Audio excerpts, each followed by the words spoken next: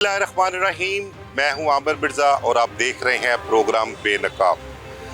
आज के प्रोग्राम में जो केस आपके साथ मैं डिस्कस करने जा रहा हूं वो इंतहाई अफसोसनाक वाक़या है जो लाहौर शहर, जिसको फूलों का शहर कहा जाता है, जिंदा दिलाने लाहौर के नाम से जो है शहर को पुकारा जाता है। यहाँ पर एक वाक़या पेश आता है। उस वाक़े के मुताबिक डिफेंस सी के इलाके के एक घर में दो गैर मुल्की ख़वातीन के साथ जिनसी दरिंदगी भी की जाती है, उन पर टॉर्चर किया जाता है। ना सिर्फ ये बल्कि उसके बाद जो है उन ख़वातीन से जो है वो 15 लाख डॉलर तावान तलब किया जाता है।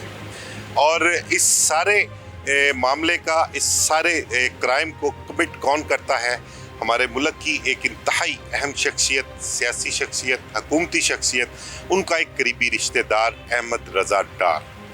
वो उन ख़वातीन को बुलाता है पाकिस्तान, उनके वीज़े जो हैं वो अरेंज करवाता है, तमाम तर डॉक्यूमेंटेशन करवा के उनको यहाँ पर बुलाता है और यहाँ पर बुलाकर उनको पहले इस्लामाबाद से रिसीव किया जाता है, वहाँ पर एक होटल में ठहराया जाता है, वहाँ से लेकर फिर उनको वापस आता है, लाहौर की जानिब रवाना होते हैं और लाहौर डिफेंस के एक घर में लाकर उनको रखता है। और जब डिफेंस घर में जाते हैं तो वो उनको हॉस्टेज बना लिया जाता है। इससे पहले उनसे कोई कारोबारी मामला जो थे वो डिस्कस होते रहे। उनको ख़वातीन को लालच दी गई कि तुम्हें जो है वो इन्वेस्टर देंगे, खास क्रिप्टो करेंसी के हवाले से। अब इसके पीछे के मामला कुछ ऐसे हैं कि अहमद रज़ा डार जो हैं उनकी मुलाकात इन दो ख़वातीन से, जिनका ताल्लुक वेनेज़ुएला और अपना डच खातून थी दूसरी, उनके साथ सिंगापुर में मुलाकात होती है। वहाँ पर कारोबारी मामलात क्रिप्टो करेंसी के हवाले से डिस्कस होते हैं। 5 लाख डॉलर इन्वेस्ट किया जाता है वहाँ पर। वो नुकसान होता है, उस नुकसान को पूरा करने के लिए प्लानिंग के तहत उन दोनों ख़वातीन को पाकिस्तान बुलाते हैं अहमद रज़ा डार साहब, और उनको यहाँ पर बुलाकर जब डिफेंस आते हैं तो वहाँ पर उनको कैद कर लिया जाता है। वहाँ पर कुछ अपने साथियों को बुलाते हैं, क्रिमिनल लोग थे, रिकॉर्ड याफ्ता लोग हैं। मियाँ वहीद नामी एक शख्स, वो अपने साथी गनमैनों को लेकर वहाँ आता है, उन ख़वातीन को तशद्दुद करता है, असला दिखाकर डराता है, धमकाता है और अपने गनमैन्स के ज़रिए उनके साथ, एक खातून के साथ जो है वो ज़्यादती भी करवाता है। उसके साथ गैंग रेप जो है वो करवाया गया। अब ये मामला चल रहे थे। अब इस मामले को जो उन ख़वातीन से जब तावान तलब किया जाता है तो उस तावान की रकम की अदायगी के लिए ख़वातीन का राब्ता उसके पेरेंट से करवाया जाता है, उसके वालिद से करवाया जाता है और उनसे पैसों की डिमांड की जाती है। जब उनसे डिमांड की जाती है तो वो खासे कॉन्शियस हो जाते हैं और बकौल DIG ऑपरेशन फैसल कामरान के आज उन्होंने एक प्रेस कॉन्फ्रेंस भी की है। इस हवाले से बड़ी डिटेल में प्रेस कॉन्फ्रेंस की है उन्होंने और तमाम केस के मुतालिक उन्होंने बताया कि किस तरह से स्टार्ट हुआ, पुलिस को किस तरह इत्तला मिली। तो उन ख़वातीन का वालिद जो है वो 15 पर यहाँ पर कॉल करता है बाहर अपने मुल्क में बैठकर, और फिर पुलिस के इल्म में ये मामला सारा आता है तो पुलिस एक्टिव होती है। CM पंजाब मरियम नवाज़ जो है उनके इल्म में मामला लाया जाता है और DIG ऑपरेशन फैसल कामरान का कहना है कि जब CM के इल्म में सारा मामला आता है तो पुलिस एक्टिव हो जाती है। CM बड़ा शॉर्ट टाइम में इस केस को जो है वो सारा जो है वाइंड अप करने का जो है वो उनको ऑर्डर देती हैं। पुलिस उस मज़कूरा घर तक पहुंचती है सेफ सिटी कैमरास के ज़रिए। एयरपोर्ट से जो फुटेजेस मिलती हैं, गाड़ी का नंबर मिलता है और फिर मीनवाइल जब पता लगता है कि इस सारे मामले में मुल्क की एक अहम शख्सियत जो है, DIG फैसल कामरान ने प्रेस कॉन्फ्रेंस के दौरान बताया भी, उस अहम मुल्क की शख्सियत का मुतल्लिक नाम भी लिया, उन्होंने बताया भी और उन्होंने बताया कि उसका करीबी रिश्तेदार है, वो भी एक्सपोज हो जाता है और उसके एक्सपोज होने के बाद फिर उसकी फैमिली से रब्ता किया जाता है। तो जब ये बात खुल जाती है, पता लगता है कि ये केस कमिट किया गया है, एक क्राइम कमिट हुआ है यहाँ पर, और मुलज़िमों को भी जब इसके मुताल्लिक पता लगता है तो वो ख़वातीन को वहाँ से उस डिफेंस सी वाले घर से लेकर निकलते हैं और उनको बकौल DIG के जो मुलज़िम अहमद रज़ा डार है, उसने कहा कि जब ये मामला खुलता है, पता लगता है, तो उसकी कोशिश होती है कि ख़वातीन को एयरपोर्ट ड्रॉप कर दे और ख़ुद कहीं पर रुपोश हो जाए। तो भट्टा चौक के पास एक वहाँ पर एक्सीडेंट होता है इन ख़वातीन का। ख़वातीन वहाँ पर शोर मचाती हैं, दस्तों गिरबान होती हैं और गाड़ी से उतरकर भाग जाती हैं, सड़क पर लेट जाती हैं। वहाँ पर लोग इकट्ठे हो जाते हैं जिनकी गाड़ी के साथ एक्सीडेंट होता है, वो 15 पे कॉल करते हैं, मुतलका पुलिस को कॉल करते हैं। पुलिस आती है तो पता लगता है कि ये वो ख़वातीन हैं जिनको पुलिस 2 दिन से तलाश कर रही थी। इन खवातीन को वहीं पर एक फ़िल्टर हाउस था, वहाँ पर बिठाया जाता है, वहाँ पर बिठाकर उनको हौसला तसल्ली, उनको चूँकि ज़ाहिरी बात है जिन खवातीन के साथ इतनी दरिंदगी की गई हो, इतना खौफ व हरास में रखा गया हो, इतना टॉर्चर किया गया हो, वो बहुत ज़्यादा मेंटली स्ट्रेस में थी। वहाँ पर जो लोग थे उन्होंने उनको खवातीन को हौसला तसल्ली दिया। फिर जो खवातीन एसपीज़ थी उनको बुलाया गया, उन्होंने उनको खवातीन को हौसला दिया और उनको बताया कि नाउ यू आर सेफ, अब तुम्हारे साथ कोई ऐसा काम नहीं होगा, जो होना था वो हो गया, अब उनको मुकम्मल तहफ़्फ़ुज़ हासिल है। तो ये मामला सारा चलता रहा और चलते चलते फिर हुआ ये कि मुल्ज़मान जो थे एक एक करके वो भी सामने आते गए। जो मेरी इत्तला है उसके मुताबिक मुल्ज़मान को दबाव डालकर पेश करवाया गया। बहरहाल पुलिस कहती है कि उनको गिरफ़्तार किया गया। अच्छा, इस दौरान जब ख़वातीन बरामद होती हैं तो फ़ौरी तौर पर ख़वातीन की ज़िद होती है कि उनको उनके मुल्क वापस जाना है, लेकिन यहाँ पर कुछ कानूनी मामला जैसे ख़वातीन का ज़ेर दफ़ा 164 का बयान वो करवाना था, उसके लिए कोशिश की गई। उस कोशिश के लिए SHO डिफेंसी फरियाद को भिजवाया जाता है। जुडिशल मजिस्ट्रेट जो है उनके घर धर्मपुरा लाहौर का इलाका है, जुडिशल कॉलोनी जहाँ पर उनकी रिहाइश है, वहाँ भिजवाया जाता है और वहाँ पर जाकर बदमज़गी होती है। SHO जो मजिस्ट्रेट को धमकाते हैं और अपना बहुत ही अब्यूजिंग करते हैं, बड़ा रूडली बोलते हैं और बार बार बजिद करते हैं कि ये DIG ऑपरेशन से जो है वो बात की जाए। जुडिशल मजिस्ट्रेट इनकार कर देते हैं। बहरहाल इस वाक़े का पता जब आला अफसरान को, CCPO को पता लगता है, वो नोटिस लेते हैं, SHO को क्लोज़ करके मुअत्तल कर दिया जाता है और नेक्स्ट डे पता लगता है कि जुडिशल मजिस्ट्रेट साहब ने एक FIR दर्ज करवाई है 506B की और 452 ट्रेसपासिंग की दफ़ा है, उसके तहत मुकदमा दर्ज करवाया जाता है SHO के ख़िलाफ़। और उस FIR में DIG ऑपरेशन का भी जिक्र है कि SHO बार बार उनको कह रहा है कि मेरे DIG ऑपरेशन से बात करें, तो वो FIR भी दर्ज हो जाती है क्योंकि जुडिशरी की तरफ से बहुत ज़्यादा प्रेशर भी आता है और उस प्रेशर में जो है उसके खिलाफ FIR दर्ज की जाती है। प्रेस कॉन्फ्रेंस जो DIG ऑपरेशन ने की है, उस प्रेस कॉन्फ्रेंस में उन्होंने इस एक्ट पर पुलिस के उसके घर जिस तरह से SHO किया और वहाँ पर जो कुछ हुआ, उन्होंने ऑन कैमरा DIG ऑपरेशन ने इस पर माजरत भी की है जुडिशरी से और उन्होंने कहा कि हमने इसका एक्शन भी लिया है और इसके मुतल्लिक़ हम देख रहे हैं कि अब मज़ीद क्या कार्रवाई होनी है। तो ये सारा केस एक चला, एक केस ऐसा केस था जो इंटरनेशनल सतह पर मुल्की बदनामी का बाइस भी बन रहा था। लाहौर पुलिस की जानिब से जो कार्रवाई की गई वो DIG ऑपरेशन ने अपनी प्रेस कॉन्फ्रेंस में बताया, वो भी आपको दिखाते हैं, सुनवाते हैं कि उसमें क्या किया और इस पर मज़ीद कुछ जर्नलिस्ट दोस्त हैं, क्राइम रिपोर्टर्स हैं, सीनियर्स लोग हैं, उनकी क्या राय है इस केस के मुतल्लिक़, वो क्या कहते हैं, इस केस का अंजाम क्या होगा, मुल्ज़मान को सज़ा मिलेगी या नहीं मिलेगी। जो अहम शख्सियत का रिश्तेदार है अहमद रज़ा डार, उसका मुस्तकबिल इस केस के हवाले से क्या है, इसके मुतल्लिक़ तमाम तर डिटेल जो है वो अपने दोस्तों से बात करते हैं और आपके सामने रखते हैं।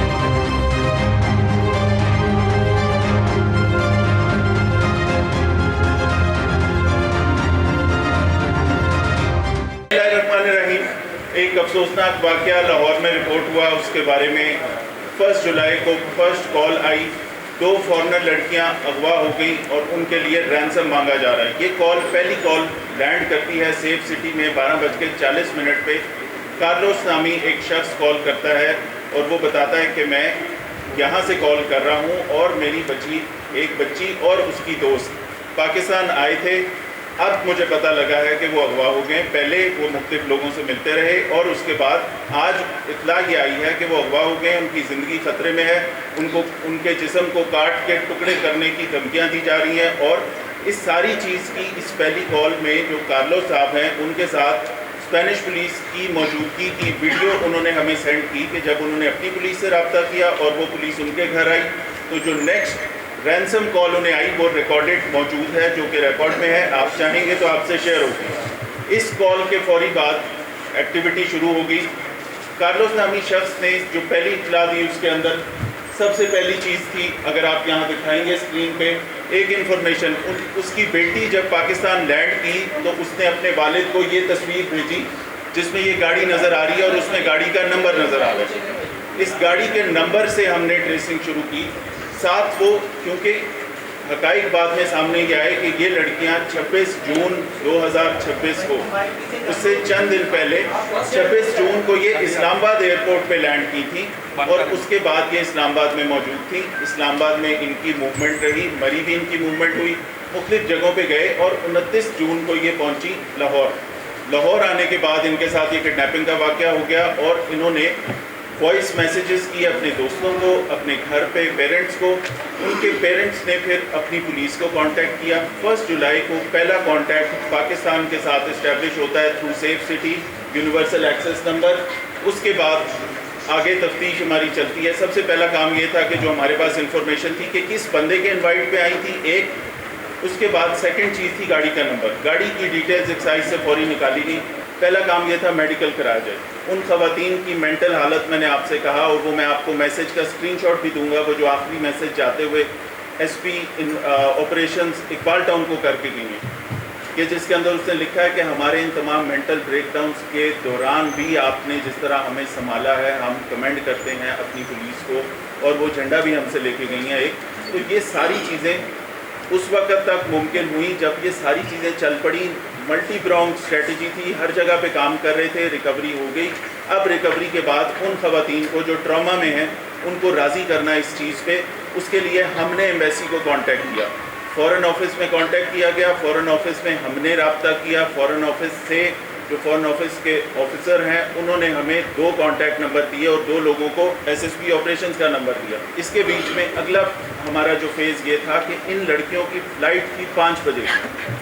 इन्होंने सुबह 5 बजे वापस जाना था, 2 जुलाई की अर्ली मॉर्निंग 5 बजे। अब जब 5 बजे इनको वापस जाने की हम बात करते थे तो हम कहते थे कि मजिस्ट्रेट के बयान के बगैर अगर ये चले गए, इंटरनेशनल फोरम पे अगर कल को ये ख़वातीन चली जाती हैं और वहाँ जाके कहती हैं हमने किसी कोर्ट ऑफ लॉ में प्रोड्यूस करना है इनको, ये किसी भी रेप के विक्टिम के लिए, किसी भी रेप सर्वाइवर के लिए ये ज़रूरी है 164 की स्टेटमेंट। अब जब 164 की स्टेटमेंट उनकी हमने लेनी थी तो उसके लिए एक दरमियान में छोटी सी कॉम्प्लिकेशन ये आई कि हमने अपने ड्यूटी मजिस्ट्रेट से रब्ता शुरू किया। ड्यूटी मजिस्ट्रेट साहब की अनअवेलेबिलिटी की वजह से, उनसे कांटेक्ट ना होने की वजह से एसएचओ को वहाँ पे भेजना पड़ा कि आए जी ये कर लें, लेकिन वहाँ पे उनसे रब्ता ना होने की वजह से वहाँ पे एसएचओ गया और वो एक छोटा सा अगली इंसिडेंट हुआ जिस पे मैं माज़रत ख़्वाह भी हूँ अपने ऑनरेबल जुडिशरी से, लेकिन it was not ill intentioned. उसमें मकसद ये था कि अगर ये लड़कियाँ 5 बजे फ़्लाइट पे जाना चाहती हैं और अगर इनका 164 की स्टेटमेंट नहीं हुई तो हमारा ये सारा मीडिया, हमारी ये सारी अवाम और इंटरनेशनल फोरम्स हमारे मुल्क के ऊपर सवाल उठाएंगे, हमारे लीगल सिस्टम पर सवाल उठाएंगे। ये सारी चीज़ें करने के बाद जब ये देखा कि ये नहीं मानते,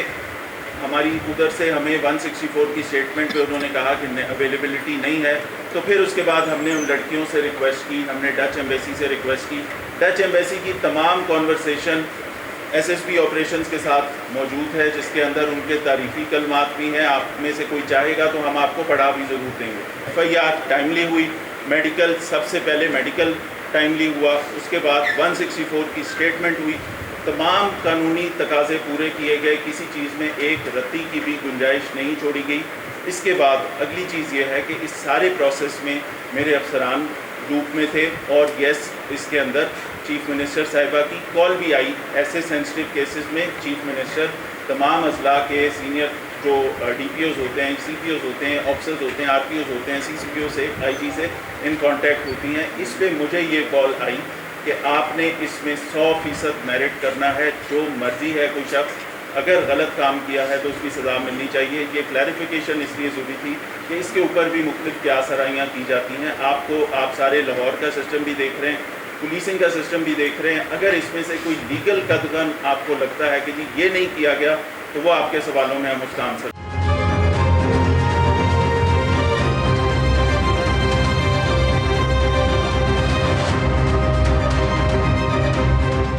गैर मुल्की ख़वातीन के साथ लाहौर में ज़्यादती, इंतहाई दरिंदगी और सेंसिटिविटी ये कि एक तो ख़वातीन गैर मुल्की हैं और दूसरा डिप्टी प्राइम मिनिस्टर जो है हमारे, उनका एक करीबी रिश्तेदार जो है उसकी तरफ से ये तमाम तर क्राइम जो है कमिट किया गया, उनके साथ रेप किया गया और तावान के लिए $15 लाख मांगे गए। इस सारे केस के हवाले से बात करने के लिए हमारे साथ मौजूद हैं अहमद फराज साहब, बहुत सीनियर जर्नलिस्ट हैं, क्राइम की फील्ड में बड़ा वसी तर तजर्बा रखते हैं।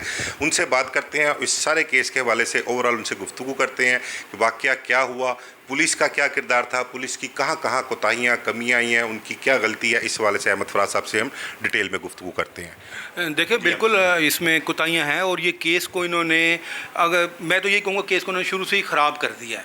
जिस तरह रेमंड डेविस के इन्होंने पासपोर्ट कब्जे में ले लिया था, उसको जाने दिया था। आमिर मिर्ज़ा साहब, मुझे आपने भी रिपोर्टिंग की थी, इनका पासपोर्ट नहीं ले सकते थे। अगर वो चाहते भी कि हमने जाना है, ये उनको ना जाने देते, ये उनको सिक्योरिटी देते, ये उनको एम्बेसी में बिठाए रखते।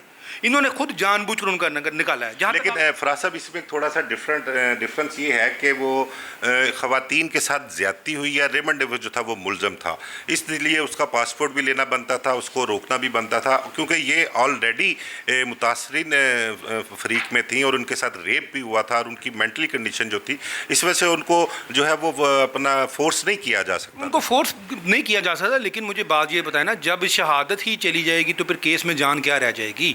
365 की तावान की ये बात करते हैं, तावान के लिए आपको पता है शहादत ज़रूरी होती है। उसके लिए शहादत क्या बनाएंगे, ये जो हमें बता रहे हैं कि 365A नहीं बनता था, तावान नहीं था, अब वो एक लेन देन का मतलब था, ये इसको किस तरह इसको साबित करेंगे। नंबर 2, जिस तरह ज्यादती की आपने बात की है, तो एक खातून से ज्यादती जिससे हुई है उसको भी, उसका भी 164 का बयान आ गया, दूसरे का भी बयान आ गया। तो वो बयान तो ठीक है, एक बयान की हद तक है ना। अब केस का ट्रायल होना है, जब केस का जो एविडेंस है वो इन्होंने गायब कर दिया, उन खवातीन को निकाल दिया इन्होंने। तो मुझे बताएं ये केस किस सिमत में जाएगा। और नंबर 2, जो बात करते हैं आप 15 की कॉल की, ठीक है कि यकम तारीख को उनके वालिद ने थ्रू जो है UN लाइन उसने 15 पे फ़ोन किया है और वो ट्रेस कर रहे थे। लेकिन ये बात तो इन्होंने अपनी प्रेस रिलीज़ में कही है कि इन्होंने खवातीन को खुद बरामद किया है, जबकि वो गाजी रोड पर जो गाड़ी का एक्सीडेंट हुआ है वो खुद नीचे उतर के भाग के वो फिल्टर हाउस में जाकर पना ली है और वहाँ पर ट्रैफिक वार्डन मौजूद है। ट्रैफिक वार्डन ने फिर जब उसने 15 पे फ़ोन किया है, दुकानदार ने 15 पे फ़ोन किया, जिसके बाद ASP पहुँचा है। ये जो आप बता रहे थे ना, जो हमें बता रहे थे कि ये ASP वहाँ पे, तो ये ASP तो उस कॉल के बाद पहुँचा है। पुलिस ने रिकवर तो नहीं किया, वो तो एक हादसाती तौर पर रिकवर हो गई। कैसे रिकवर हो गई कि वो गाड़ी से उतरी और भागकर वो फिल्टर हाउस में चली जाती हैं, जिसके बाद पुलिस वहाँ पे पहुँचती है और इनको वो अपनी कस्टडी में ले जाती है।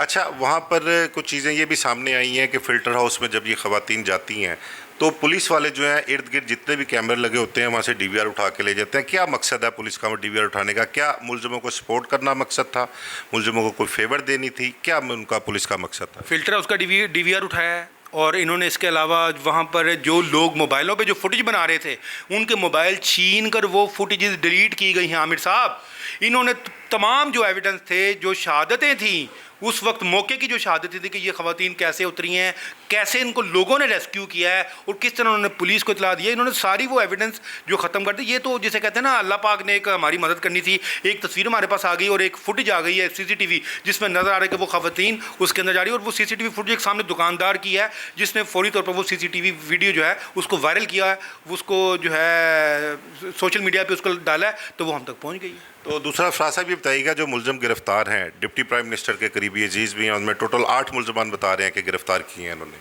तो ये जो डिप्टी प्राइम मिनिस्टर के रिश्तेदार हैं, इन्होंने उन ख़वातीन से कुछ जो है वो पैसे भी ट्रांसफ़र करवाए हैं। देखिए, कहा जाता है कि शायद उन्होंने $15 लाख जो है वो उन्होंने उसी वक्त ऑनलाइन ट्रांसफ़र करवाया है। तो लेकिन अगर ये उन्होंने डिमांड $15 लाख की थी उनकी, लेकिन ट्रांसफ़र कुछ रकम करवाई गई इस बारे, इसके मुतल्लिक आप देखिए, मेरा नहीं ख्याल कि ट्रांसफ़र कराई, क्योंकि उन खवातीन ने पासवर्ड दिया ही नहीं था। ये शायद केस को मजबूत बनाने के लिए इन्होंने ये अपना एक ये फ़िल्टर छोड़ा है कि जी तावान वसूल कर लिया गया है, और अगर वसूल कर लिया गया है तो ज़रा उसको फिर 365A के ज़िम्मे में लेके आएंगे ना। अच्छा, एक जो FIR इसमें SHO डिफेंस सी फरियाद के खिलाफ दर्ज होती है थाना धर्मपुरा में, वो जो अपना मजिस्ट्रेट के घर जो जाते हैं वहाँ पर खासा रूडली बहुत उसको धमकाते भी हैं, अब्यूजिंग भी करते हैं। उस FIR में DIG ऑपरेशन का भी जिक्र है। तो क्या समझते हैं आपके DIG ऑपरेशन उस FIR में मुलज़म है और वो इन्वेस्टिगेशन के दौरान अपना मौक़िफ़ देंगे? बिल्कुल है मुलज़म। मुझे ये बताया ना, ये कत्ल होता है ना, तो ये CDR जब लेते हैं तो CDR में ये जब जिसका फ़ोन है वो सबको उठा लेते हैं, तो उठाएं ना, DIG ऑपरेशन को भी उठाएं, आप उसको भी उठाएं ना इन्वेस्टिगेशन वाले। ये मेरा ख्याल है ये IG पंजाब के लिए बहुत बड़ा ये एक उनका इम्तहान है, ये वज़ीर पंजाब के लिए एक इम्तहान है कि उन्होंने इस FIR में इस DIG फैसल कामरान को शामिल तफ्तीश करना है या कि जुडिशरी को उन्होंने को जवाब देना है। जुडिशरी तो खासा एहतजाज भी किया है इस पे, और उनके एहतजाज पर ही जो है वो एफआईआर दर्ज हुई है।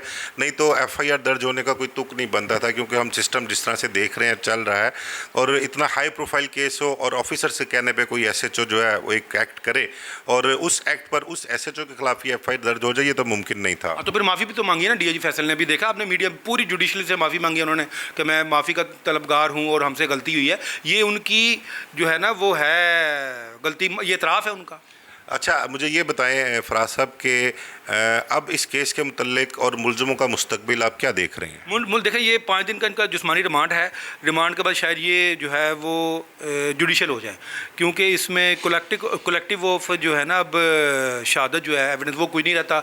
उनका एक से जोड़ने का बयान भी हो गया है, गालबन वो कांच वांच का टुकड़ा जिसका जिक्र है वो भी बरामद हो गया। कोई वेपन शैपन अगर इन्होंने डालना हो शायद वो पल्ले से डाल देंगे। तो उसमें सब चीज़ें, सिर्फ एक डीएनए की रिपोर्ट का इंतज़ार होगा। उसकी रिपोर्ट के इंतज़ार तक शायद इनका जो है ना वो चलान जमा ना हो। वो जब चलान तब जमा होगा जब डीएनए की रिपोर्ट आएगी किसने ज्यादती की है। क्योंकि एफआईआर में रजा के बारे में ये लिखा हुआ है, उस खातून ने ये लिखा है कि उसने ज्यादती नहीं की, बाकी 3 ने की है। जो मेन कल्प्रिट है उसने ज्यादती नहीं। जी, ये एग्जामिन बाद में होगा जब डीएनए की रिपोर्ट आएगी। अच्छा, वो बॉस कौन है जो बॉस का बार बार नाम जिक्र आता है, जिसको रजा डार जो है वो भी बॉस कह के बुलाता था, वो उसका क्या किरदार है, वो कौन है? देखिए, मुझे तो ये इनका एक फर्जी किरदार सा लगता है, बॉस। तो जो इनको पीछे से हदायत दे रहा था और जो मेन इनका जो है ना सरगना वो बॉस ही है। बॉस ज़ाहिर है इस आगडा का कोई ना कोई करीबी रिश्तेदार ही होगा ना, जिसको ये मेन बॉस का किरदार रजा डार का ही है और एक फर्जी सा किरदार नहीं। रजा डार तो बॉस था ना। वह रजा डार के बारे में एफआईआर में जो लिखा ना कि वो अपने बॉस से एक ले रहे थे इंस्ट्रक्शन, तो ये बॉस इसहाक डार साहब का ही कोई ना कोई बहुत करीबी रिश्तेदार हो सकता है। लेकिन डीआईजी ऑपरेशन फैसल कामरान ने बॉस के मुतल्लिक बताया कि वो वहीं पर मौजूद था और मियाँ वहीद नाम उसका था और उसी को बॉस कहकर वो बुला रहे थे। वो एक फर्जी सा करैक्टर उसने वहाँ पर रजा डार ने, क्या कहा जा सकता है, वो आपको पता है। वो इस केस में जो मर्जी कहते हैं वो हमको सुनना भी पड़ेगा, लेकिन हम मान तो नहीं सकते। वो जिसको मर्जी बचा सकते हैं। जिस तरह इन्होंने उन खवातीन को निकाला है ना, ये इन्होंने सबसे बड़ा क्राइम किया इन्होंने। मुझे आपने बताया नहीं कि मुलज़मों का क्या मुस्तकबिल है इसमें। देखिए, मुलज़मों का मुस्तकबिल तो मुझे लगता है वो बाहर ही आ जाएंगे। जब मेन विक्टिम ही यहाँ पे नहीं रहे तो केस क्या चलना है। अच्छा, कुछ अफवाहें ऐसी भी चल रही हैं कि शायद उन खवातीन ने कुछ कंप्रोमाइज़ कर लिया हुआ है जाने से पहले, कुछ बयान शान भी दे दिया है, कोई लिख के भी दिया है। इस हवाले से आपकी क्या इन्फॉर्मेशन? ये ब्रेकिंग न्यूज़ तो अब आप बता रहे हैं, ये बात हमने भी सुनी है कि इनसे इन्होंने स्टेटमेंट भी ले ली हुई है लिख के, और उनका बयान भी ऑन रिकॉर्ड इन्होंने कर लिया है। वो गालबन को 5 माह के बाद 6 माह के बाद वो अदालत में जमा करवाएंगे और मैजिस्ट्रेट से एग्री करा के पर्चा खत्म करवा लेंगे। बहुत शुक्रिया फराज साहब, आपने इस हवाले से बड़ा डिटेल में। हमारे साथ इस वक्त मौजूद हैं मियाँ आबिद साहब। किसी तारुफ के मोहताज नहीं है, तारुफ मैं इनका करा चुका हूँ आपसे। मियाँ आबिद साहब से पूछते हैं, ये गैर मुल्की खवातीन वाला जो एक केस चल रहा है, जो एक मुल्क की सतह पर इंटरनेशनल लेवल पर कुछ बदनामी का बायस भी हो सकता था और बल्कि कुछ हद तक बदनामी इसमें सामने भी आई है। इस हवाले से बात करते हैं मियाँ आबिद साहब से, उनसे पूछते हैं कि उनकी क्या राय है। अस्सलाम वालेकुम मियाँ साहब।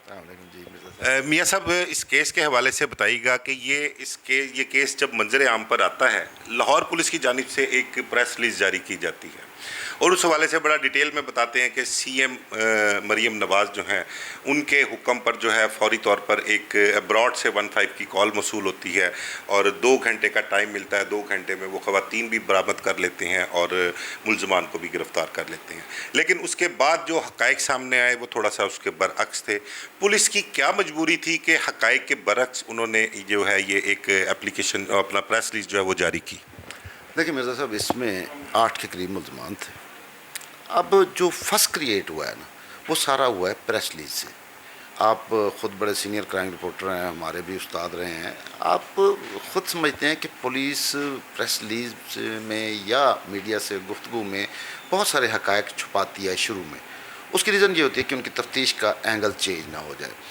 जहाँ तक आज डीआईजी ने इस चीज़ को क्लियर किया है कि सिवाय उस प्रेस रिलीज़ की जो फर्स्ट क्रिएट किया गया था उससे क्या सराइयों ने जन्म लिया, इसके अलावा नथिंग एनीथिंग। जब उसका बाप कॉल करता है, वो गाड़ी की तस्वीर भेजता है, ये ट्रेस कर रहे होते हैं, ये उसके पीछे जाते हैं। जब उसका नंबर भी डार फैमिली के मिल जाता है जो उस वक्त वो चला रहा होता है, उससे लोकेशन ट्रेस करते हैं। तो उस दौरान वो उसको भी पता चल चुका होता है रज़ा डार को, तो वो उनको छोड़ने के लिए एयरपोर्ट जा रहा होता है। दरमियान में उनकी हाथापाई हो जाती है, उस पर वो गाड़ी टकरा जाती है गाड़ी से। जब गाड़ी रुकती है तो वो लड़कियां गाड़ी से भाग जाती हैं, लेकिन पुलिस दूसरी तरफ से उनके पीछे होती है। वो फिर जाके उनको वो स्टोर जो एक फ़िल्टर हाउस बताया जा रहा है वहाँ से जाके उनको बाजियाब कर लेती है। मियाँ साहब, बड़े एक गुंजल से इस केस में सारी स्टोरी, ऐसे जैसे कोई एक फिल्मी सीन नहीं चल रहा होता। फिल्मी स्टोरी जब से ये स्टार्ट हुई है और तब से लेके उन खवातीन के वापस जाने तक, आप देखें उनका मेडिकल करवाने के लिए एक एसएचओ को जुडिशल मजिस्ट्रेट के घर भेजा जाता है। वहाँ पर वो किस तरह से जुडिशल मजिस्ट्रेट के घर एंटर होता है, वहाँ पर गालम गलोच भी होती है। और फिर उस वहाँ पर डीआईजी ऑपरेशन का कहा जाता है कि जी डीआईजी ऑपरेशन से बात करें, और गालबन शायद वो डीआईजी ऑपरेशन लाइन पर भी थे उस वक्त। अब उसके बाद एक एफआईआर भी दर्ज होती है उस एसएचओ के खिलाफ, डीआईजी ऑपरेशन का भी जिक्र है उसमें। तो उस एफआईआर के मुतल्लिक बताइए कि आया कि पुलिस का वो एक्ट ठीक था और पुलिस ने किस मजबूरी में वो एक्ट किया। दूसरा, डीआईजी ऑपरेशन का उस एफआईआर में क्या स्टेटस है, अगर वो उनका जिक्र है तो वो इन्वेस्टिगेशन में शामिल होंगे अपने? देखिए मिर्ज़ा साहब, इसमें अदालती अफसरान से मादरत के साथ जिस तरह एसएचओ 24 घंटे ड्यूटी पे या डीआईजी ऑपरेशन या एसएसपी या एसपी ड्यूटी पर रहते हैं, किसी भी वक्त उनको कॉल की जा सकती है। इसी तरह जो इलाका मजिस्ट्रेट होता है वो भी ड्यूटी बाउंड होता है, 24 आवर उसकी अवेलेबिलिटी ज़रूरी होती है। जब कोई ख़वातीन के साथ जिनसी तशद्दुद जैसा या ज़्यादती या गैर फितरी फेल होता है तो उस वक्त मजिस्ट्रेट की इजाज़त ज़रूरी है उनके तिब्बी मुलाहजे के लिए। तो उस वक्त डीआईजी ने उसको कहा कि जी आप एसएचओ को कि जी आप जाएं वहाँ से और मजिस्ट्रेट साहब से इजाज़त हासिल करें। चूँकि ख़वातीन उसमें बताया गया कि वो ख़वातीन राज़ी नहीं हो रही थी, तो इसलिए अदालती कार्रवाई बड़ी ज़रूरी थी। तो जब वो जाते हैं वहाँ पे तो वो अपने घर पे मौजूद होते हैं और रात का लेट वक्त हो चुका होता है। तो एसएचओ जो होता है वो आजकल जो पुराने एसएचओ तो हैं नहीं, नए यंग लड़के हैं, तो उसके ऊपर भी प्रेशर आया कि यार ये इतना बड़ा केस है, फ़ॉरेन लड़कियां हैं, डिप्टी प्राइम मिनिस्टर का नवासा इसमें शामिल है। तो वो भागता हुआ, उसको याद नहीं रहता कि मेरे पास असला है, और वो जाके बेल बजाता है, फ़ोन करता है। जज साहब रात का टाइम है, ज़ाहिर है सो रहे होंगे, तो वो नहीं अटेंड करते। तो वो दरवाजे को जैसे, क्योंकि उसको पीछे से प्रेशर बहुत ज़्यादा है, देखिए ना केस बहुत बड़ा है, फ़ॉरेन लेवल का केस है। तो उसमें एसएचओ जो है वो जज्बाती अंदाज में अंदर गया। तो उसने कहा कि सर ये करें। उसने कहा तुम्हारे घर, मेरे घर में आने की ज़रूरत कैसे हुई? अब जज साहब ने ये कहा, तो उसमें फिर उसने कहा कि सर ये मैं डीआईजी साहब से आपकी बात कराता हूँ। उसने कहा नहीं मैंने किसी से बात नहीं करनी, आप जाएँ। उसके बाद डीआईजी साहब ने बात की और फिर वो तिब्बी मुलाजे की इजाज़त ली और फिर उनके बयान भी दूसरे। लेकिन मियाँ साहब, जिस तरह से आप बता रहे हैं कि एसएचओ ने कहा सर ये डीआईजी साहब से बात करें, सर ऐसे है, लेकिन वहाँ पर जो मौके पर हालात और जो एफआईआर में लिखा गया है वो उसके बिल्कुल बरक्स हैं। एसएचओ बहुत रूडली और जैसे कोई मौला जट स्टाइल नहीं होता, एसएचओ ने वहाँ पर इस किस्म का एक्ट किया। उसकी क्या वजह थी? देखिए ना, मैंने आपको अर्ज़ किया कि एसएचओ जो था वो इतना प्रेशर बर्दाश्त नहीं कर सका कि फ़ौरन लड़कियां हैं, डिप्टी प्राइम मिनिस्टर का नवासा उसमें शामिल है, वो मुलायजे के लिए जाता है, वो जज्बाती हो गया अंदर का। तो उसने कहा कि तुम्हारी ज़रूरत कैसे हुई? जज साहब ने जब ये कहा तो उसने कहा कि जी मैं ड्यूटी पर आया हूँ, मैंने तो ये करना है, आप करें इसके ऊपर। उसने कहा कि मैं नहीं करता, निकल जाओ यहाँ से। तो उस वक्त उसने कहा कि मैं आपकी डीआईजी से बात करवाता हूँ। तो ये अब उसमें रूड होना इतना ज़्यादा बनता नहीं है। उसके बाद जज साहब ने जो एफआईआर भी करवा दी उनके ऊपर। तो उसमें जो एफआईआर का स्टेटस आपने पूछा, एफआईआर के स्टेटस में एसएचओ का जो है वो गुनाह तो है, चाहे वो जज्बात में गया चाहे गलती में गया, लेकिन उसमें डीआईजी का कोई कसूर नहीं है। मजिस्ट्रेट भी 24 आवर ड्यूटी बाउंड होता है। नहीं, मैं कसूर की बात नहीं कर रहा, उसमें डीआईजी का उसमें वाकई में कोई कसूर नहीं है उसमें, लेकिन एक एफआईआर, एक डॉक्यूमेंट्स जो है वो सरकारी बन गया, उसमें डीआईजी ऑपरेशन का जिक्र है कि जो एसएचओ कह रहा है कि डीआईजी ऑपरेशन से बात करें। एक आम शहरी के लिए अगर किसी आम शहरी का इस तरह एफआईआर में नाम होता है तो उसको तलब भी किया जाता है, वो नहीं आता तो उसको उठाकर भी ले आते हैं पुलिस वाले। तो मैं उस हवाले से पूछ रहा हूँ कि डीआईजी साहब का जो अपना स्टेटस है इस एफआईआर में वो क्या है, और वो इस इन्वेस्टिगेशन में शामिल होंगे, अपना मौक़िफ़ देंगे वहाँ पर? नहीं सर, वो उसमें शामिल होने की ज़रूरत नहीं है। उसकी वजह की जो पुलिस की पूरी हायरार्की है, सबको केस मालूम है। जब इन्वेस्टिगेशन में लिखा जाएगा तो उसमें कहा जाएगा कि डीआईजी साहब तो उसके साथ फ़ोन पे बात कर रहे थे, तो उसमें डीआईजी का ना कसूर बनता है, ना उसको इन्वेस्टिगेशन में जाने की ज़रूरत है। अच्छा, दूसरा मुझे बताइएगा कि जब ये वाक़या होता है जुडिशल मजिस्ट्रेट वाला, उसके बाद एसएचओ को मुअत्तल कर दिया जाता है, क्लोज़ कर दिया जाता है, ये ख़वातीन, गैर मुल्की ख़वातीन के साथ ज़्यादती और तावान का जो मामला था, इसकी एफआईआर लीक कैसे होती है? क्योंकि जो इतला है वो ये है कि एफआईआर दर्ज होने के बाद एफआईआर को पोशीदा रखा गया था। एफआईआर को जो है वो सील्ड का मतलब कि जहन था कि इसको सील्ड रखेंगे, तो एफआईआर लीक किस तरह से हो गई? देखें, शुरू में जैसे ही पुलिस माजी में भी करती रही है कि बहुत सारे मुकदमात की FIR दे के जब कोई बड़े लोग उसमें शामिल हों तो उसको सील कर दिया जाता है, लेकिन पहले तो यही आर्डर हो गया कि जी FIR सील कर दें, लेकिन बाद में इनको अंदाज़ा हुआ कि ये फ़ॉरेन लेवल का मामला है, बात उछलनी है, बात बाहर निकलनी है, FIR आगे पीछे होनी है, इससे पहले कि हम गंदे हो जाएँ हम ये FIR दे देते हैं। अब उसमें जो बार बार जोर दिया जा रहा है कि जी अगवा बर तावान, मिर्ज़ा साहब इसमें देखें, एक तो आम शहरी के लिए भी ये इन्फॉर्मेशन है कि जो FIR होती है ना वो शहरी की दरख्वास्त पे होती है, उसमें पुलिस एक लफ्ज़ का के की कभी चेंज नहीं कर सकती। अब जो इल्ज़ामात उस FIR में थे उसके मुताबिक तो अगवा बर तावान बनता था, लेकिन जब ये इन्वेस्टिगेशन पे जाएगा तो ये 365 एक ही दफ़ा यानी अगवा बर तावान की दफ़ा ख़त्म करके इसमें 342 की दफ़ा ऐड की जाएगी जो हब से बेजा में उसको रखा गया। बाकी लेन देन का मामला था। ये इनका मामला था क्या लेन देन का? रज़ा डार जो है डिप्टी प्राइम मिनिस्टर के अजीज़ हैं, करीबी रिश्तेदार हैं, उनका इनके साथ मैटर क्या था, मुलाकात कैसे हुई, ज़रा थोड़ा सा ये ब्रीफ दीजिएगा। मेरे साहब बाहर की दुनिया में, पाकिस्तान का तो मुझे अंदाज़ा नहीं है, बाहर की दुनिया में ना क्रिप्टो करेंसी का जो लोग कारोबार कर रहे हैं उन्होंने कंपनीज बनाई हुई हैं। इवन जो अमेरिकन प्रेसिडेंट हैं डोनाल्ड ट्रंप, उनकी कंपनी है, एलोन मस्क की कंपनी है, तो उन्होंने फिर जो अपनी कंपनी के लिए कंसल्टेंट भी रखे हुए हैं। सिंगापुर में एक फंक्शन था, वहाँ पे मुलाकात होती है रज़ा डार की इन दो लड़कियों से यानी स्टेफनी और आस्टर्ड से, तो वहाँ पे गपशप हो जाती है, फिर वो उनको कॉल करती है, ज़ाहिर कंसल्टेंट ने अपना क्लाइंट ढूंढना है, तो ये साहब जो हैं उसमें $5 लाख इन्वेस्ट कर देते हैं। अब लड़कियाँ उनको ये कहती हैं कि जी हमें जो है वो मज़ीद इन्वेस्टर भी चाहिए इसमें, तो उसने कहा पाकिस्तान आ जाएँ, मैं उधर अपना ताकतवर आदमी हूँ, बहुत सारे इन्वेस्टर जितने आपको चाहिए वो हम ले देंगे। अब इस दौरान वो साहब वीज़े भी लगवाते हैं उनके, लेकिन चूँकि कुछ देर हो जाती है तो उनको शुबा हो जाता है कि मेरे पैसे डूब रहे हैं, इस वजह से ये मामला किडनैपिंग तक चला जाता है। बाकी जो 4 लोग जिसमें वहीद नामी बॉस है वो ऐसे ही है जैसे एक गिरोह और कंपनी बैठे हों तो आपस में एक बदमाश आदमी है जो हम में से ज़्यादा अथरा है तो हम कहेंगे तू बॉस है भाई, बाकी कोई ऐसा कोई गिरोह नहीं था, कोई गैंग नहीं था, ये इन्वेस्टर टाइप अमीर लोग हैं। तो अब उनको अंदाज़ा हुआ कि हमारे पैसे डूब रहे हैं, तो उन्होंने फिर इस तरह की हरकत की कि हमें कौन पूछेगा। अब ये तो नहीं पता था कि ये इतना ज़्यादा काम बढ़ जाएगा। अच्छा, कि अपना उनका कारोबार था, पैसे उनके कारोबार में डूब गए या वो ख़वातीन ने कोई उनके साथ नौसरबाजी की या फ्रॉड किया, उसके अगेंस्ट रिवेंज तो समझ आता है कि उनको बुला लिया और उनसे पैसों की डिमांड भी की और चलो उनको डराने डराम के लिए टॉर्चर भी किया। मियां साहब वो खातून के साथ जिस वहशियाना तरीके से गैंग रेप किया गया और 3 बार किया गया, इसकी क्या वजह कि क्या मेंटली जो कंडीशन है मुलजमों की है, उन्होंने ये एक्ट क्यों किया, क्या समझते हैं आप इसके मतलब?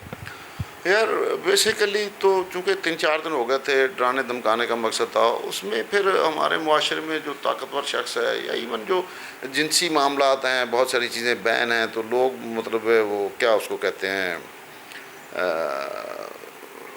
चाहते हैं कि हमारा शुगल हो, हमारी कंपनी हो, तो वो उसके साथ फिर उसको अजियत देने के लिए वो गैंग रेप करते हैं उसके साथ, एक खातून के साथ। देखें ना उसमें फिर ये भी तो है ना कि एक लड़की को ज़्यादती की कोशिश की जाती है और उसको छोड़ दिया जाता है, उसके साथ ज़्यादती नहीं की जाती, ताहम तशद्दुद ज़रूर किया जाता है। तो इस तरह ये जिनसी मामले पाकिस्तान में पहले भी इस तरह के देखें कि वो मोटरवे के ऊपर एक 10 साल बच्चे के सामने उसकी माँ के साथ रेप किया गया। अब जो अब CCD की वजह से रोक गया, वरना डाकू जो थे वो घरों में घुस जाते थे, डकैती करते थे। मुल्तान में एक वाक़या हुआ कि दुल्हन जो है वो पहली रात आई है तो शौहर के सामने डाकुओं ने उसकी बीवी को रेप कर दिया, उस दुल्हन को। तो इस तरह के वाक़यात पाकिस्तान में मैं समझता हूँ चलते रहते हैं। अच्छा, इस हवाले से बहुत सोशल मीडिया पर भी ट्रोलिंग हुई, फेसबुक पे, ट्विटर पे। सुहेल ज़फ़र चट्टा साहब कहाँ हैं? केस गैंग रेप का है और CCD कहीं नज़र नहीं आ रही। क्या ये केस CCD को नहीं जाना चाहिए था और मुलज़मों को CCD के हवाले नहीं करना चाहिए था? नहीं मिर्ज़ा साहब, मैं नहीं समझता कि ये CCD का केस बनता है। उसकी रीज़न बिहाइंड ये है कि नंबर 1 पे आप कह रहे हैं कि 365 है यानी अगवा बर तावान है, वो तो CCD के लिए है, लेकिन उसके साथ जिनसी मामला था। अब जिनसी दरिंदगी जो की गई उसके लिए एक जेंडर सेल पुलिस ने इन्वेस्टिगेशन का अलग बनाया हुआ है।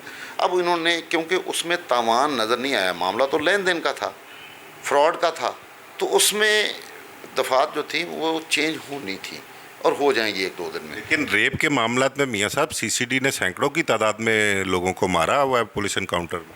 यार मिर्ज़ा साहब आप भी कमाल करते हैं यार, वो आम शहरी मारे जाते हैं, आम शहरी जो है वो जब ऐसे मामले में पकड़ा जाता है तो उसको मुबैना मुकाबले में या फ्राई कर दिया जाता है, फुल फ्राई कर देता है या हाफ फ्राई। जब कोई बड़ा आदमी पकड़ा जाता है ना तो वो फिर उसके लिए कानूनी कार्रवाई की जाती है, उसको नेफे में पिस्तौल नहीं चलते उनके। तो आपके कहने का मकसद है कि जो हमारे मुल्क में जस्टिस का डबल स्टैंडर्ड है वो चेंज नहीं हो सकता? नहीं, डबल स्टैंडर्ड ये शुरू से चल रहा है और मेरे ख्याल में अभी पता नहीं कब तक चलेगा। यहाँ बड़े लोगों को बड़ी सहूलियात हैं, उसके बावजूद डिप्टी प्राइम मिनिस्टर के नवासे को पकड़ लेना, ये भी मैं कहता हूँ कि चले थोड़ा बहुत कोई इंसाफ की तरफ हम चल पड़े हैं। अच्छा, आप क्या समझते हैं कि इस केस में रज़ा डार और उसके जो बाकी साथी हैं उनको कोई चालान किया जाएगा, सज़ा उनको होगी या वो बच निकलेंगे? नहीं मिर्ज़ा साहब, इसमें इनको सज़ा होगी। जो 7 लोग हैं उनको तो शायद संगीन किस्म की सज़ा हो या उसमें 1-2 को रिलीफ भी मिल सकता है, लेकिन जो रज़ा डार है उसका रेप के साथ कोई ताल्लुक़ नहीं है। लेन देन का मामला लाने वाला वो है, सहूलतकार वो है, सज़ा तो उसको होगी, थोड़ी हो या ज़्यादा। दूसरा, लड़कियों के साथ जो एम्बेसी इस वक्त साथ शामिल है उनसे ये कमिटमेंट ली गई है कि लड़कियां जो हैं वो पहले तो अपना दफ़ा 164 के तहत बयान दे के गई हैं, वीडियो रिकॉर्डिंग भी करा के गई हैं और उसके बाद वो वीडियो लिंक पर अवेलेबल होंगी जब इन्वेस्टिगेशन चलेगी।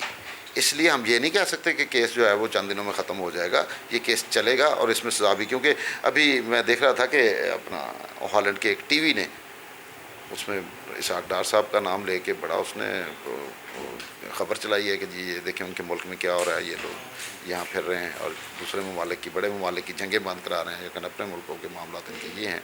तो उसमें काफ़ी मामला चल रहे हैं, एम्बेसीज इन्वॉल्व हैं, इस्टेब्लिशमेंट इन्वॉल्व है, तो ये किसी न किसी तरह तो लगेगा। मियाँ साहब, मुल्की सतह पर तो ज़ाहिरी बात है इस किस्म के केसेज बदनामी का बायस बनते हैं। चकवाल वाला इंसिडेंट हुआ था, 9 साल की हानिया ऑस्ट्रेलियन नेशनल थी, उसको सीसीडी की फायरिंग से वो मर गई। उस पर भी बड़ी शर्मिंदगी हुई थी, ऑस्ट्रेलियन प्राइम मिनिस्टर ने सामने आकर उस पर बात भी की। अब ये वाक़या ये भी पाकिस्तान के लिए ना कहीं किसी जगह पर शर्मिंदगी का बायस तो है। तो इस किस्म के वाक़यात की रोकथाम के लिए क्या होना चाहिए और क्या जो रज़ा डार जैसे बाअसर लोग हैं, ताकतवर लोग हैं, हुकूमतों में बैठे हुए हैं वो, तो इन लोगों को रोकने के लिए पुलिस या इदारों की तरफ से क्या इक़दाम होने चाहिए? देखिए मिर्ज़ा साहब, ये जो चीज़ें हैं ना, इसमें सबसे पहले हमारा जो पॉलिटिकल सिस्टम है उसको बेहतर करना पड़ेगा कि जब तक हम सिफारिश, ताकत और रिश्वत का कल्चर ख़त्म नहीं करेंगे उस वक्त तक ये चलेगा। दूसरा, ये मामला जो होते हैं जैसे ये रज़ा डार वगैरह ने किया है, ये पर्सनल क्राइम्स हैं। तो पर्सनल क्राइम के ऊपर तो अब मेरा नहीं ख्याल कि मैं अब यहाँ बैठे उठ के किसी को छुरी मार दूँ तो अब कहेंगे कि पुलिस ने इसको पहले क्यों नहीं पकड़ लिया। पुलिस तो हमेशा बाद में आती है, ये एजेंसीज़ की कार्रवाई होती है कि मुल्क के ख़िलाफ़ काम हो रहा है तो वो पहले उसको ट्रेस कर लें। लेकिन ये सिफारशी, ताकत और करप्शन का कल्चर जो है वो जब तक ख़त्म नहीं होगा ये सिस्टम इसी तरह चलेगा। मियाँ साहब, बहुत शुक्रिया, बहुत डिटेल में आपने इस केस के हवाले से बताया। इस केस के हवाले से हमारे साथ और भी दोस्त मौजूद हैं, उनसे भी बात करते हैं और उनकी भी राय लेते हैं कि इस केस के हवाले से वो क्या देखते हैं। इस वक्त मौजूद हैं Syed Jawad Shah, senior crime reporter हैं, बड़ा वसी तजर्बा रखते हैं क्राइम की फील्ड में। गैर मुल्की ख़वातीन के साथ जो ज़्यादती हुई, उनके जो तावान का मुतालबा किया गया मुल्ज़मान की जानिब से, और ये सारा केस है क्या, इनकी खासी इन्वेस्टिगेशन भी है इस केस के हवाले से। इनसे डिटेल में पूछते हैं कि जवाद साहब हमें बताएंगे कि ये केस कहाँ से स्टार्ट हुआ और कहाँ ख़त्म हुआ और इसका मुस्तकबिल क्या है। अस्सलाम वालेकुम जवाद साहब, बहुत शुक्रिया आपका, आपने टाइम दिया। ज़रा इस केस के हवाले से डिटेल में ब्रीफ कीजिएगा कि ये केस है क्या और क्या हुआ और किस तरह से चल रहा है। Thank you very much Aamir भाई, आपने मुझे अपने प्रोग्राम में मदऊ किया। द थिंग इज़ दिस कि ये गैर मुल्की ख़वातीन थी जिनको हमारे ज़रबता हाई पॉलिटिकल इन्फ्लुएंसर्स हैं और बड़ी हाई पोस्ट पे तैनात हैं उनके रिलेटिव्स, उनके कोई रिलेटिव से उन्होंने सिंगापुर में जाकर एक ख़ातून के साथ उनकी इंटरेक्शन होती है और कारोबार करते हैं। उसमें उसको नुकसान होता है। बच्चे की उम्र 21 से 22 साल होती है। जब वो लाहौर आते हैं वापस तो वो ये कहते हैं कि यार हम अपना नुकसान किस तरह पूरा करें। तो मेरी हाई ऑफ से भी बात हुई, पुलिस ज़राए ने भी बताया कि इन्होंने उसको मैसेजेस की और मैसेज करने के बाद उसको कहा कि आपकी टिकट, वीज़े का इंतज़ाम है वो हम खुद करते हैं। तो ज़ाहिर बात है वो वेनेज़ुएला की ख़वातीन थी और वहाँ पे आपको पता है स्कैम्स जो है ना इसको बड़ी नॉर्मली लिया जाता है। और हमारे पाकिस्तान में भी अगर 420 का मुकदमा दर्ज किया जाए तो उसकी बेल फौरी तौर पे जुडिशल मजिस्ट्रेट जो है वो ग्रांट कर देते हैं। तो इसमें भी यही वक़ूआ था कि इन्होंने एक बंदे को हायर किया जो मियाँ वहीद नामी बंदा था और वो उकाड़े का रिहायशी, उस पर मुत्तद FIR मुकदमा दर्ज हैं, जिसको करैक्टर के नाम से ये बोस कहते हैं। बोस पहले दिन ही पकड़ा गया था जब ये इंसिडेंट हुआ, और जब ये कॉल की गई, जो पुलिस ज़राए कहते हैं कि ये वेनेज़ुएला से कॉल की गई थी 15 पर पाकिस्तान के नंबर पे, तो इससे मैं जो है इत्तेफाक नहीं करता। ये कॉल जो थी ये बिल्कुल भी नहीं की गई थी। ये गाज़ी रोड का एक इलाका, भट्टे चौक से नीचे उतरे तो रज़ा डार नामी शहरी जो था, जो कहते हैं कि बहुत बड़े एक सीनियर पॉलिटिशियन के रिलेटिव हैं, वो गाड़ी ड्राइव कर रहे थे। उनकी गाड़ी का एक्सीडेंट होता है। गाड़ी जब चला रहे होते हैं तो ख़वातीन जो कहती हैं कि आप मुझे कहाँ लेकर जा रहे हैं, तो उन ख़वातीन की इन्फ्लुएंसर से, उनकी मुदाखलत से गाड़ी का एक्सीडेंट होता है। और एक गौरी नामी लड़का है, उसकी गाड़ी से इसका एक्सीडेंट होता है। जब एक्सीडेंट होता है तो उसकी बीवी कहती है इस गाड़ी के पीछे एक और गाड़ी है, वो भी हमारा पीछा करी, गाड़ी को साइड पर लगाएं। तो जो ख़वातीन हैं वो सड़क के बीच में आके लेट जाती हैं, हेल्प हेल्प। तो जो गौरी है, उस्मान गौरी, जिसने 15 पे कॉल की थी अपनी एहलिया के नंबर पे, उसने कहा कि ये कोई मुझे पाकिस्तानी खातून लग रही है, क्योंकि बटा चौक और पीछे डिफेंस लगता है तो थोड़ा मॉडस्कोट इलाका है। तो उन्होंने कहा कि इस पर जाके बात करते। जब उसने बात करना चाहिए तो वो इंग्लिश में कह रही थी कि मेरी हेल्प करें, तो वो उसको ले जाता है कि सामने फ़िल्टर शॉप पर। वहाँ पर गौरी की जो एहलिया है वो 15 पे कॉल करती हैं। वार्डन एक्सीडेंट को देख कर आता है, फिर वो अपने नंबर से मुतलका पुलिस को कॉल करता है। जो मुतलका पुलिस होती है वो उनको रेस्क्यू करती है और वो कहते हैं कि इन ख़वातीन को तो हम ढूंढ रहे थे। अच्छा, वीडियो वायरल होती है 2 से 3 रोज़ बाद। ये वक़ुआ है 1 तारीख का। अच्छा, उस पर जब ये इंसिडेंट होता है तो ज़ाहिर बात है हाई ऑप्स एक्टिव हो जाती हैं।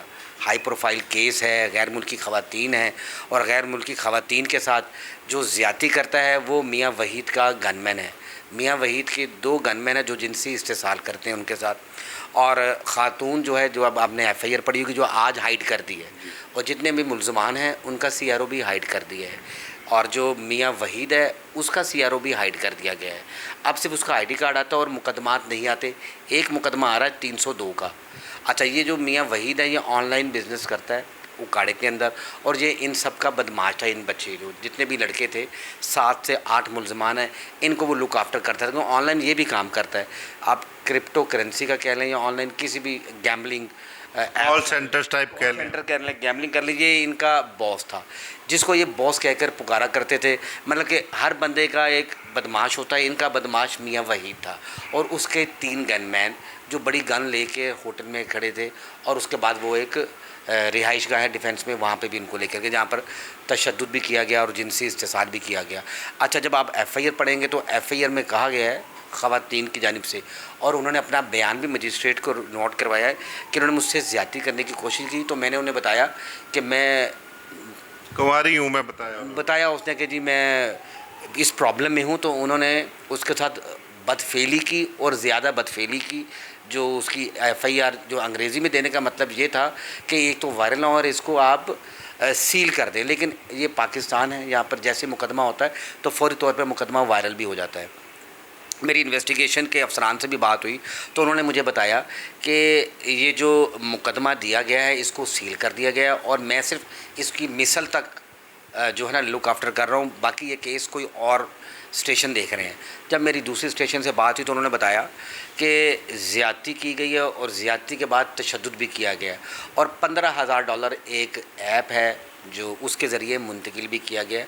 तो उन्होंने तो बड़ी कोशिश की कि इस मामले को कारोबारी लेन देन का बना दिया जाए, लेकिन ये एक गैंग रेप था, जिनसे इस्तेसाल था, और 3 से 4 मुल्ज़मान थे जिन्होंने इसको मिलकर मतलब कि पूरा प्रॉप किया, इसको प्लान किया, और प्लान करने के बाद गैर मुल्की ख़वातीन के साथ जिनसी ज़्यादती की, और जिनसी ज़्यादती करने के बाद उनको सड़कों पर घुमाते रहे, फिर तवान मांगा, फिर उनके इन लॉज को, उनके पेरेंट्स को और बाकी जितने भी रिलेटिव थे उनको फ़ोन करते रहे गाय बगाए, और उनसे पैसों का तकाजा करते रहे।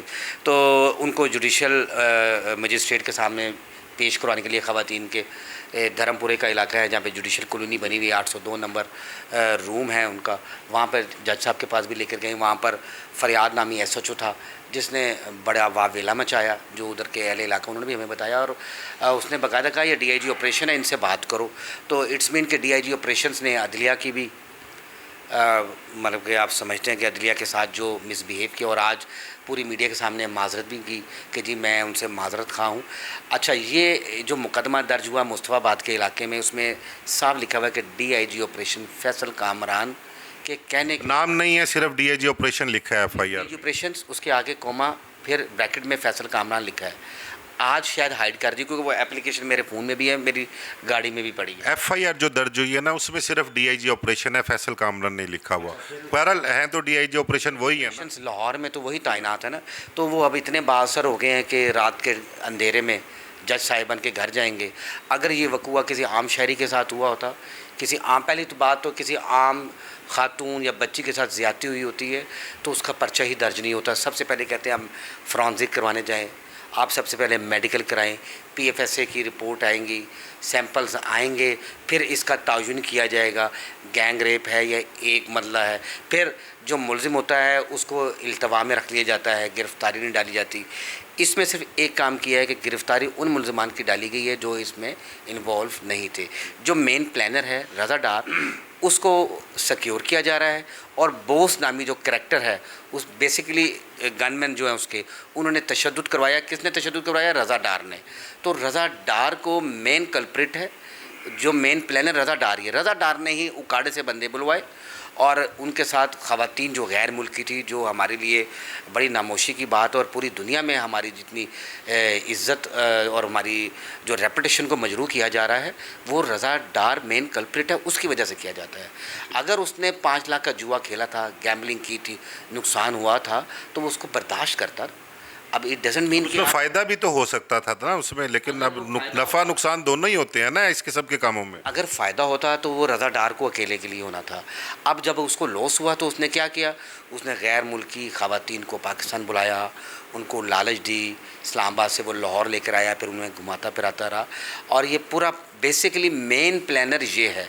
अगर आप बात करें CCD की, तो CCTV मेन कल्प्रिट को देखती है। अब आपको पता होगा कि गुजरपुरे के इलाके में एक खातून के साथ ज़्यादती हुई, जिसमें एक बच्चा मूवी बना रहा था, एक बच्चा ज़्यादती कर रहा था। बच्चे की उम्र कम होने की वजह से वो हाफ फ्राई हुआ, एक ने गिरफ्तारी दे दी, दूसरा अदनान जो था उसको पुलिस मुकाबले में मार दिया गया। आया क्या ये जो मुलजमान थे इनके साथ CCD क्यों इंटरफेरेंस नहीं कर रही? कि सिर्फ ये पॉलिटिकल इन्फ्लुएंसर है इसी वजह से, या पॉलिटिकल इनकी तरजीहात बहुत जस्टिस का डबल स्टैंडर्ड है यहाँ पर। जी, दोहरा मेयार तो है आमिर साहब, लेकिन अगर आप समझते हैं, आप ऑफिसर, आप कहते हैं मैं बहुत ईमानदार हूँ और मैं किसी पॉलिटिकल मुदाखलत को नहीं मानता, तो जिस तरह आपने लियाकताबाद और दूसरे हेर के इलाके में हाफ फ्राई और पुलिस मुकाबला किया है, पंजाब पुलिस की बात कर रहा हूँ मैं, CCD की बात नहीं कर रहा। CCD तो बैकफुट पे चली गई है DIG ऑपरेशंस की मुदाखलत की वजह से, तो DIG ऑपरेशन यहाँ पर भी वही काम करता। अच्छा, DIG ऑपरेशंस में एक बड़ी ख़ासियत है, वो जब भी कोई प्रेस रिलीज़ शुरू करते हैं या प्रेस कॉन्फ्रेंस शुरू करते हैं तो सबसे पहले सेफ सिटी का नाम लेके आते हैं कि सेफ सिटी की मदद से ये हो गया। आप मुझे ये बताइए, 15 की कॉल सेफ सिटी पे जाती है? 15 की जब कॉल जाती है तो फौरी रिस्पॉन्स होता है आपका मेन PS जो होता है, वो उनको रेफ़र करते हैं। अच्छा, इसमें जो हमें नंबर दिखाए गए हैं कि वेनेजुएला से कॉल आई या स्पेन से कॉल आई, मेरे ख़्याल से तो वो मशकूक नंबर थे क्योंकि वो नंबर भी पूरे नहीं थे। अच्छा, जब ये अगर नंबर दिए गए थे और प्रेस रिलीज़ जारी की गई थी जिस पे उन्होंने कहा कि जी वेनेजुएला से 15 पे कॉल आई। अच्छा, मैं ये समझता हूँ कि वेनेजुएला से 15 पर कॉल बिल्कुल नहीं आई थी। ये कॉल की गई थी लोकल एरिए से। ख़वातीन जो थी गैर मुल्की, वो अपने पेरेंट्स को अपनी स्पॉट्स की पिक्चर ज़रूर भेजें, क्योंकि उनको पता था कि उन्होंने $5000 जितने भी फैक्ट्स फिगर जितने भी हैं, इतने पैसों का स्कैम हो गया है। तो ज़ाहिर बात है वो अपने आप को इनसिक्योर समझ रही थी और वो एक्टिव बहुत थी, वो हर मिनट बात की लोकेशन से शेयर कर रही थी। लेकिन कॉल जो है वो लाहौर से की गई, उस्मान गौरी की जानिब से की गई।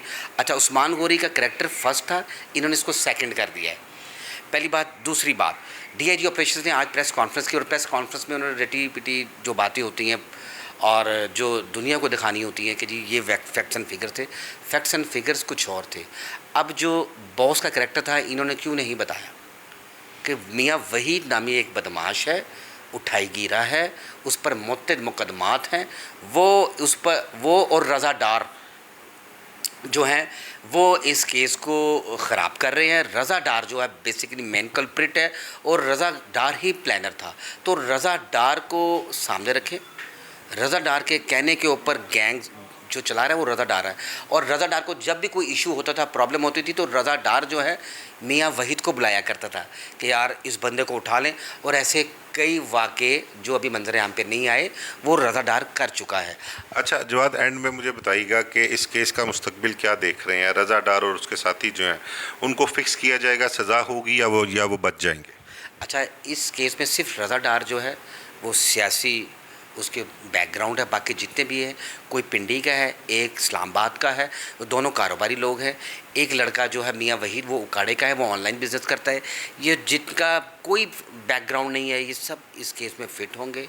रज़ा डार 420 में जाएगा, उसके साथ नौसरबाजी की है या उसने नौसरबाजी की है, या वो 365 342 में कन्वर्ट हो जाएगी? जी, और वो उसकी बेल ग्रांट हो जाएगी, क्योंकि देखिए मदई नहीं है। लेकिन ख़वातीन से मेरी बात हो रही है, ख़वातीन कहती हैं कि हम वीडियो जूम लिंक के ज़रिए अदालत में बयान भी देंगे, इन्वेस्टिगेशन वीडियो लिंक जूम के ज़रिए हम देंगे, और हम निशानदेही भी करेंगे कि हमारे साथ किन किन लोगों ने ज़्यादती की और किसके कहने पे की है। तो ख़वातीन जो हैं इस केस को आगे ले जाना चाहती हैं, लेकिन ये हमारा जो पाकिस्तान मुल्क है, हमारी एक कंट्री है, हम पैट्रियट किस्म के लोग हैं, आप भी जज्बाती हैं, हम भी जज्बाती। लेकिन ये जो केस है ना, इसको पुलिस यहीं पर चलान करेगी और इनको कल नहीं तो परसों जुडिशल कर देगी, क्योंकि इनका रिमांड और कितना मिलेगा। मेन मुल्ज़मान तो चले गए हैं यहाँ से, मुद्दई चले गए हैं, मतलब कि सॉरी मदई तो यहाँ से शिफ्ट हो गए हैं। रही मुल्ज़मान की बात, तो मुल्ज़मान के साथ आपको पता ही है इन्वेस्टिगेशन क्या करेगी और माजी में क्या किया है इनके साथ इन्होंने।